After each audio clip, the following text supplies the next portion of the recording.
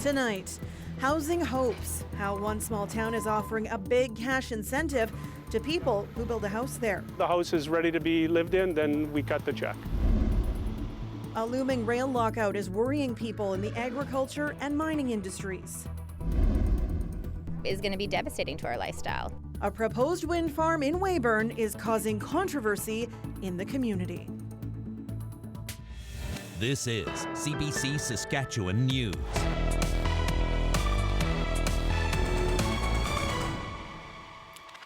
It is Thursday, August 15th, and the CBC Saskatchewan News starts right now. Good evening. A small town in our province has come up with a novel way to encourage housing construction. It's the hope that the strategy will help buck the trend of population decline. As Alexander Silberman reports, it involves handing out cash to potential homeowners. In Moosomin, Saskatchewan, business is booming. And so is construction. So 24 units right here are being built. So the town got creative to spur new apartments like these, handing out $30,000 to anyone who builds a house.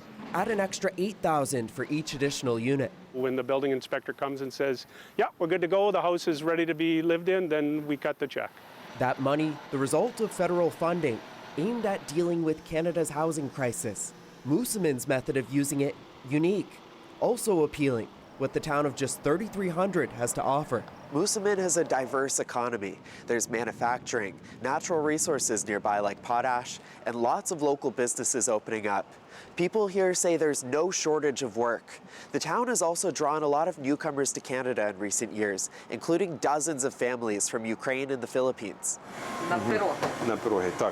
In his bustling restaurant kitchen, Roman Chernik is cooking for the lunch crowd.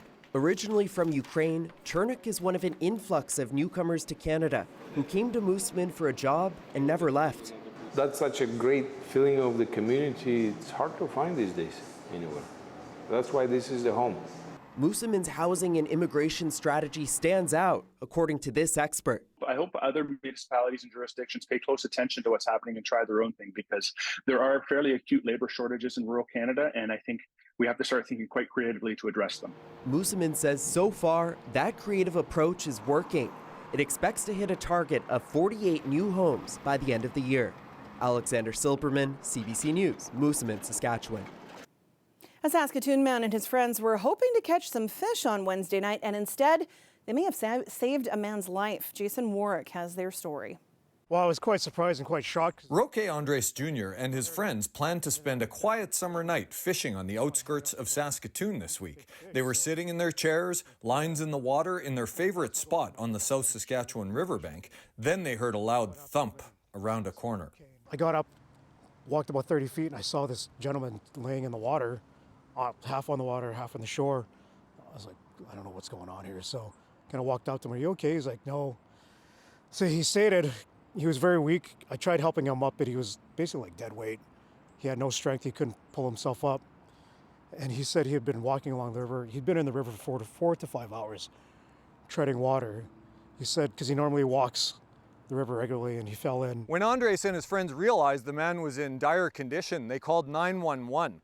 The two friends waited with the man while Andres went up to the road to wait for the ambulance. But when paramedics arrived, he explained to them that it was difficult to get in by road. They ended up calling the fire department, which came with a boat. They ferried the man to a vehicle-accessible part of the river and took the man to a hospital. Andres said it doesn't seem real. He's glad he and his friends decided to go fishing that night in this isolated spot. Not too many people fish in the evenings on the weekdays, so if I hadn't been there, if I hadn't decided to go fishing that night or last night, I mean, who knows what could have been. He would have been in worse shape than he already is. The man's condition is unclear. No emergency medical officials were available to give an update on Thursday, but Andres says he's grateful they found the man when they did. Jason Warwick, CBC News, Saskatoon. The government says looming job action by our country's two main rail companies could have devastating effects on Saskatchewan's economy and reputation. CN and Canadian Pacific Kansas City Limited warned last week that they will lock out some 9,300 employees August 22nd. That could change if the sides find common ground on new contracts after negotiations stalled over scheduling and wages. The province is calling for binding arbitration or back to work legislation, but earlier today, the federal labor minister rejected CN Rail's request for binding arbitration. This has an impact on the entire economy of this country. This has the impact of every citizen in this country, not just a farmer or a rancher or an oil company or a potash mine. This is going to have an impact on every citizen in this country. Merritt says a strike could impact grocery stores, automotive industry, and other sectors. Pulse Canada says if there's a stoppage, it will cripple farmers' livelihood and damage Canada's reputation as a reliable supplier. Potash and mining groups are voicing similar concerns. More people are weighing in on a proposed windmill project in Weyburn. Some want the turbines, some don't. And those who don't showed up in numbers at the RM of Weyburn. Shlok Talati has more on what they're asking for. A potential wind farm development has the Saskatchewan city divided. This province relies heavily on coal, and the province says adding wind power would help move along the net zero goals. Some people who live in Weyburn are mad about a government plan to put 46 windmills east of the city. The government says the investment would benefit 100,000 homes, but some residents don't care. They're putting things up at such a rapid pace that I don't think we do not have the regulations to manage these things. They change the height and there's no consistency. One woman we spoke with moved here from BC's Okanagan about 6 years ago. She wanted a quiet rural life. Now, she says she'd consider selling her place if the windmills go up. It's going to ruin our visual, which is a very small portion, but it's not when you live somewhere and you go home and you sit on your deck and you enjoy your animals and your space. The Minister for Sask Power wouldn't comment on the negative feedback, but when the project was first announced, Dustin Duncan said it would help Sask Power get to net zero emissions by 2050. It will do so with the help of an Alberta-based company. Enbridge will build and run the windmills. I wouldn't expect there not to be concerns. We announced the project a month and a half ago, and really are starting to get that feedback of, hey, I'm worried about noise or about setbacks or about this. And I think that's on us to sit down with individuals or groups and talk through that. Enbridge won't say if it's open to moving the project, but some residents aren't just pressed about the view. They're concerned there'll be long-term health impacts. To that, Enbridge points to a 2014 Health Canada study showing windmills don't pose health risks. That's kind of our benchmark for all of the health concerns. It's probably not the popular answer, but that's where we have to go. As for sound, Enbridge says it's equivalent to a whisper from 1.5 meters away. The Reeve of the RM says he has been hearing from both sides. And a few of them were like, well, I can understand where people in that area are coming from as to why they don't want them. But at the same time, this is the future, right? I mean, as much as we maybe disagree with the whole green energy thing, it's becoming more and more relevant in North America, whether it's wind, solar. Enbridge says it wanted to have the turbine spinning by 2027, but with the latest protests, that timeline could change. Shlok Talati, CBC News, Regina. A new United Nations report is criticizing the Canadian immigration system, specifically the Temporary Foreign Worker Program. The UN report portrays the program as a contemporary form of slavery. And as Pratush Dayal reports, some say Saskatchewan is no exception. The scathing UN report says Canada's temporary foreign worker program is full of problems. It says wage theft, excessive work hours, limited breaks, and physical abuse are rampant.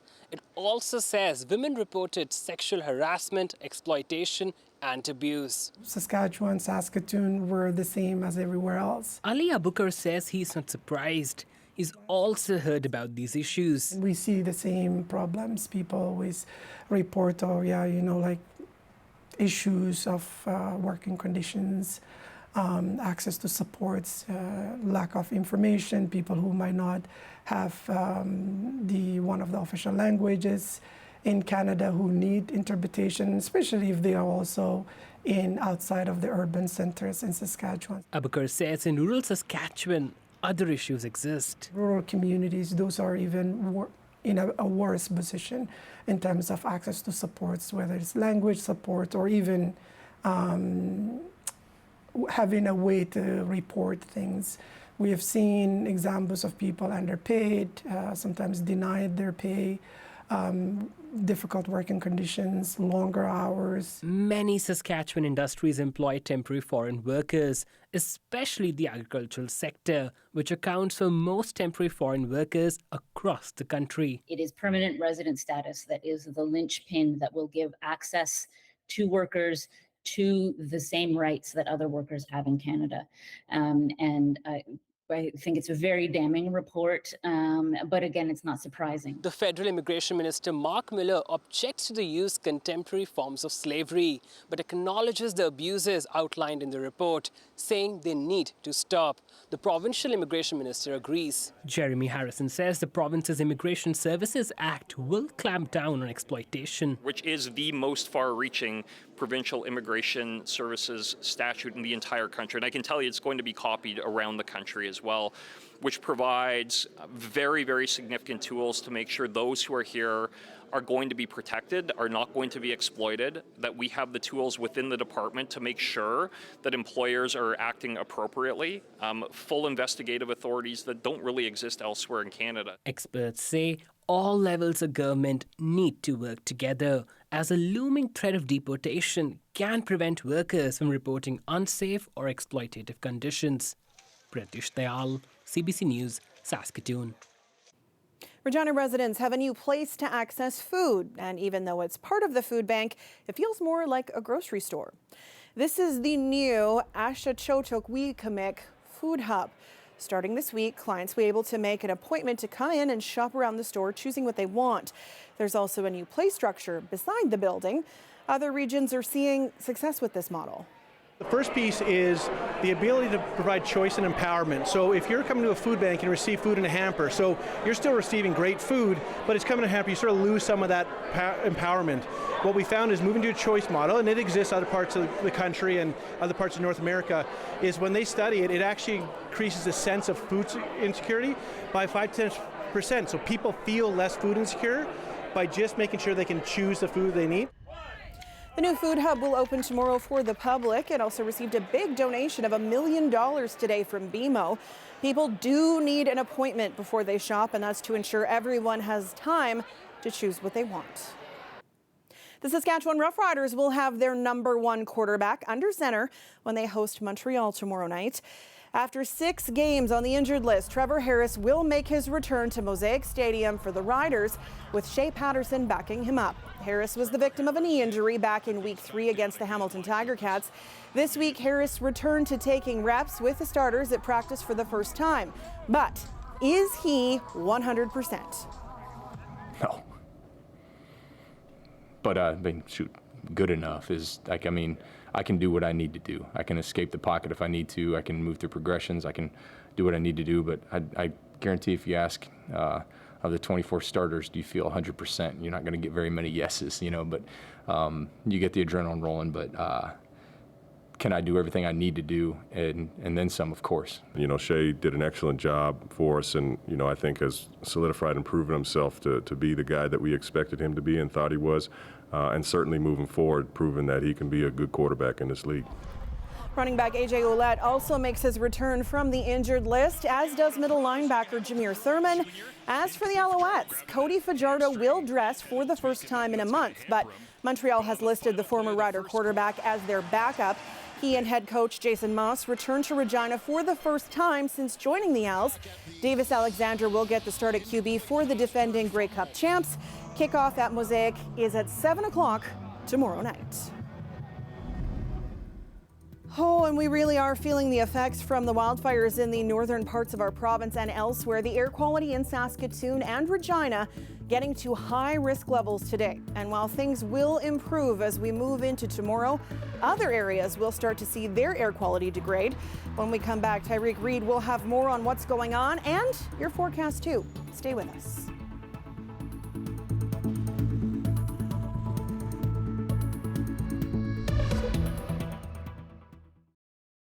The weather update is brought to you by Capital GMC Buick Cadillac. Employee pricing is on now.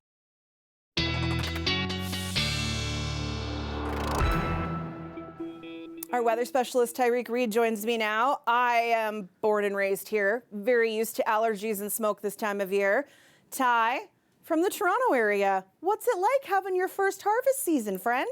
Well, I'm very stuffy right now, Sam, so I'm trying to push through. You know, those allergies are coming my way, as we've been talking about all day, Sam. But thank you for all the advice that you've been giving me today.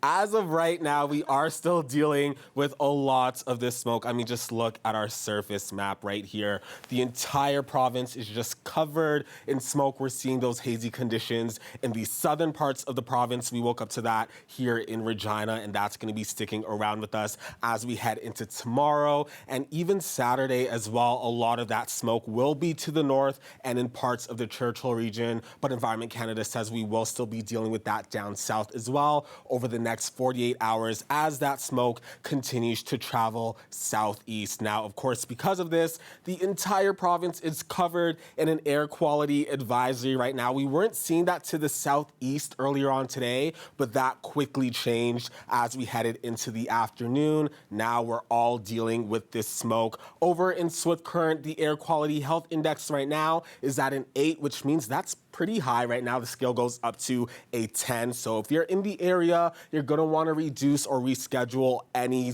strong movements outside, such as working out, going for runs. You know, you want to stay inside as much as possible. Looking at current temperatures right now, Stony Rapids, the cold spot in the province right now, sitting at 15 degrees. As we head down into South and Central Saskatchewan, we're around seasonal, seeing daytime highs in the mid to upper 20s. We're definitely feeling that warm air down in South and Central Saskatchewan. Now, despite all of the smoky conditions, we are dealing with some pretty calm weather throughout the province tonight. We're not seeing a lot of active weather. We do have some showers moving through the southeast, closer to the Manitoba border, but that is expected to taper off as we head further into tonight. Heading into tomorrow, most of that active weather will be to the west, and as we head into tomorrow night, that's going to head east, so we could be waking up on Saturday morning to showers here in Regina and over in Saskatoon. As we head into Saturday evening,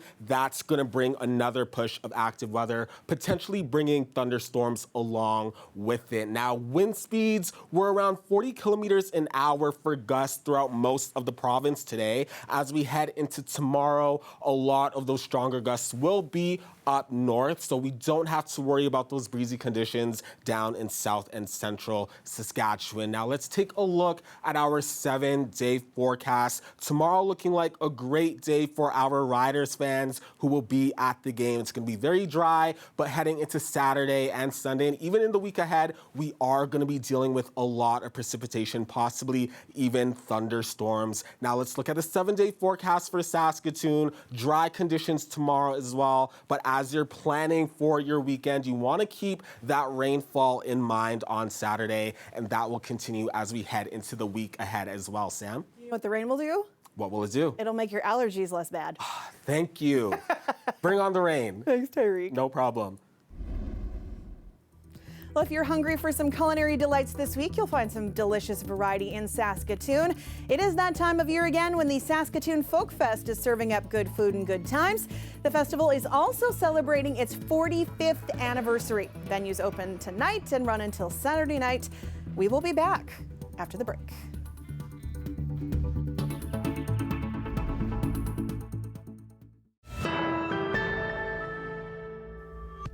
Grasslands are among the most endangered ecosystems in the world. Research shows that grazing animals have a positive impact on restoring the native habitat. So we visited a bison farmer in southwestern Saskatchewan to find out more. recreating these native ecosystems is a beautiful thing, and essentially, like, as humanity being the driving force on the planet right now, it's really a question of how should humanity interact with the environment.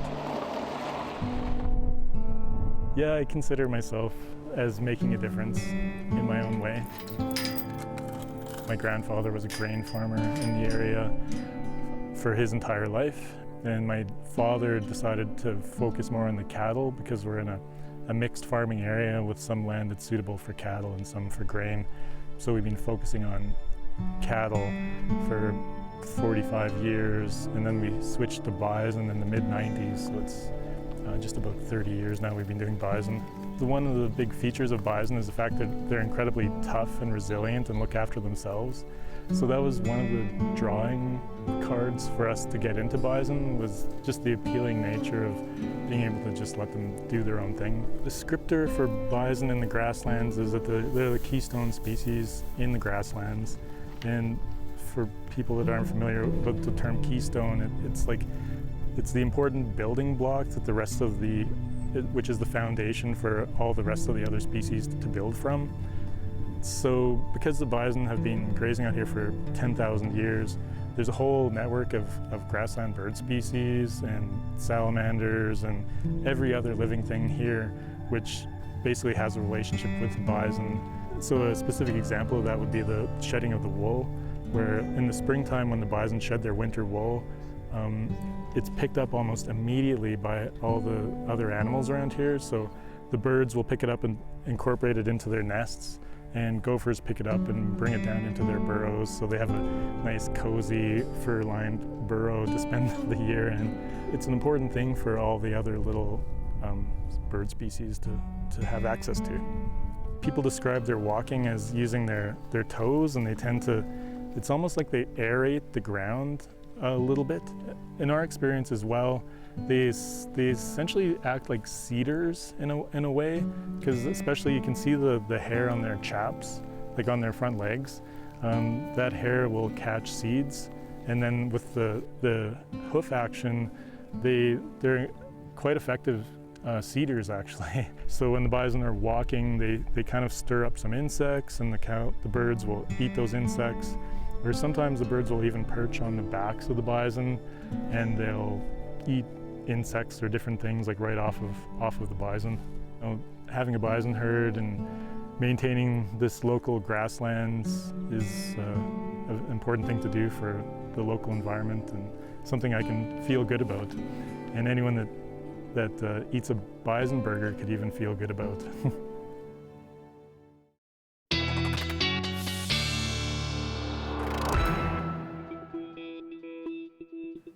And Tyreek is back with one last look at your weather. Well, it's going to be a warm and smoky night for those of us here in Regina. As we wake up tomorrow morning, we're still going to be dealing with a lot of that smoke here in southern Saskatchewan. And then heading into tomorrow afternoon, that's when we'll be seeing daytime highs in the mid to upper 20s once again, and still dealing with that smoke. We're going to be dealing with that over the next 48 hours or so here in southern Saskatchewan.